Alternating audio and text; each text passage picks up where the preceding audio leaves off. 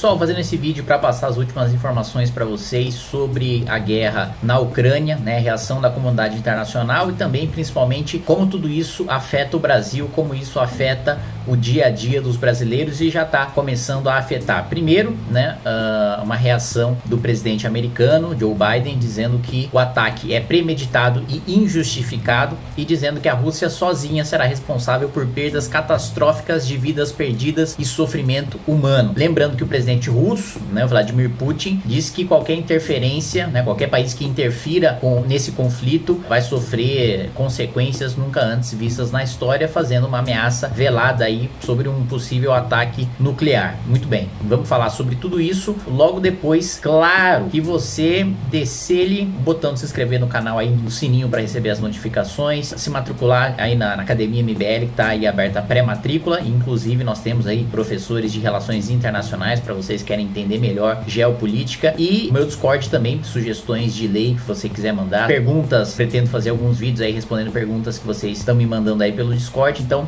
entra aí, o link também vai estar na descrição. Bom, você teve essa reação então do presidente americano, você teve reação também do diretor-geral da OTAN, né, condenando a operação e dizendo que o ataque é imprudente e coloca em risco inúmeras vidas de civis, e ele ainda disse que a OTAN vai fazer o que puder para proteger e defender seus aliados. Lembrando que a Ucrânia não faz parte da OTAN e um dos pleitos do Vladimir Putin era justamente que a OTAN vetasse permanentemente a entrada da Ucrânia na OTAN, né, sob a justificativa de que ele não queria ter bases militares, mísseis americanos num país tão próximo, né, da maior parte da população russa. Justin Trudeau, né, o primeiro-ministro do Canadá, disse que as ações russas vão ter severas consequências, as palavras dele, e que o Canadá vai tomar ações adicionais para parar a agressão russa injustificada, né? O primeiro-ministro alemão, né, o novo primeiro-ministro que substituiu Angela Merkel, também se manifestou e disse que hoje é um dia terrível para a Ucrânia e um dia obscuro para a Europa, né? Vários líderes mundiais têm feito declarações no sentido de que essa é a pior crise militar na Europa desde a Segunda Guerra Mundial. O primeiro-ministro britânico Boris Johnson, né, ele conversou com o presidente ucraniano, condenou a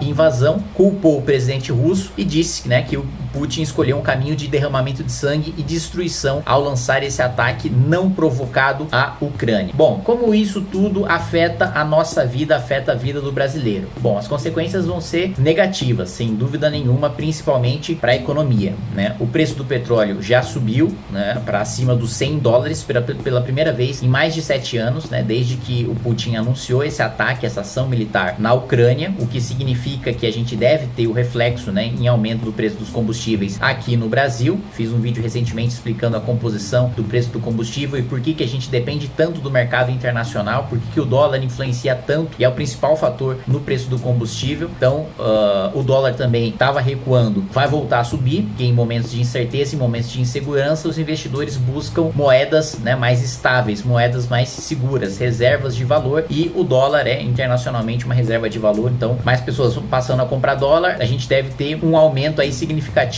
no preço dessa moeda, que também influencia no preço dos combustíveis, né? A Rússia é um dos maiores produtores de petróleo do mundo, né? E um conflito, claro, afeta a oferta desse produto. Além disso, né, ainda na questão do petróleo, sanções impostas pelos Estados Unidos e pela União Europeia também devem pressionar o preço da energia direta e indiretamente, tanto em relação ao petróleo como também em relação ao gás natural, né? A Rússia é um grande exportador de gás natural e um dos principais interesses da Rússia é que entre em funcionamento ali o Nord Stream 2, né, que é um gasoduto que dobraria, né, a exportação de gás da Rússia para a Alemanha, e que a Alemanha já anunciou que não vai iniciar as atividades desse gasoduto enquanto a Rússia mantiver essas agressões à Ucrânia, né?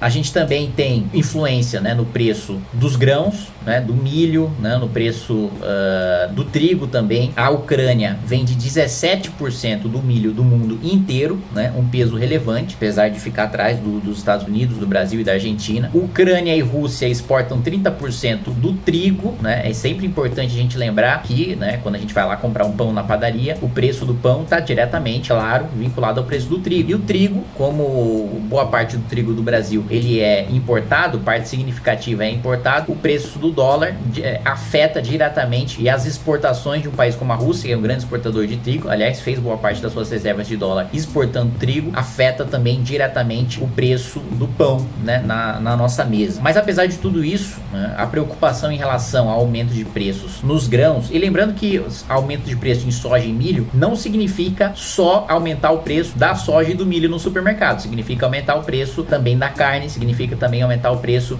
do porco, do frango, todos esses animais que se alimentam aí de ração que contém soja, que contém milho. Então, se a soja e o milho sobem, o preço das carnes também acaba subindo.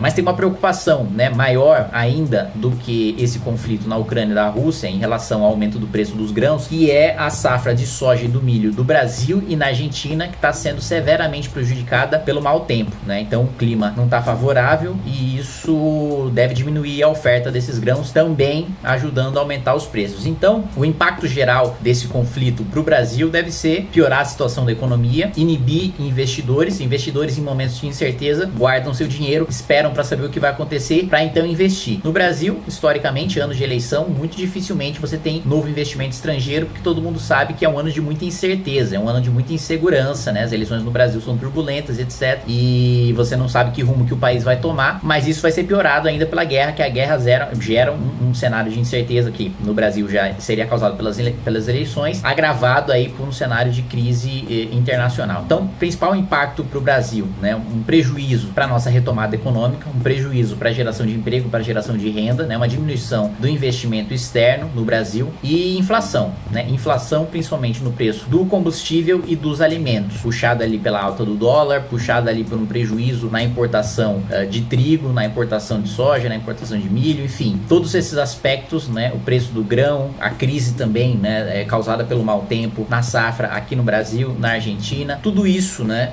Contribui para um cenário de aumento de preços. Então é bom a gente ficar atento, é bom a gente ficar esperto, né, com o desenrolar desse conflito, porque ele pode gerar sim prejuízos e já vai gerar prejuízos significativos aqui pra gente no Brasil. Também fiquei sabendo que existem brasileiros, né, que estão na Ucrânia agora e que precisam de ajuda para sair da Ucrânia. Muito provavelmente quando você estiver assistindo esse vídeo, eu já vou ter oficiado Itamaraty para ajudar essas pessoas a saírem da Ucrânia, né? Tem uma comunidade brasileira significativa lá. Então, essa de maneira geral é a maneira como esse conflito inicialmente aí interfere com o Brasil, a repercussão da comunidade internacional. Então, conforme mais notícias forem sendo soltadas, mais informações, eu atualizo vocês. Beleza, gente? Um abraço e até mais.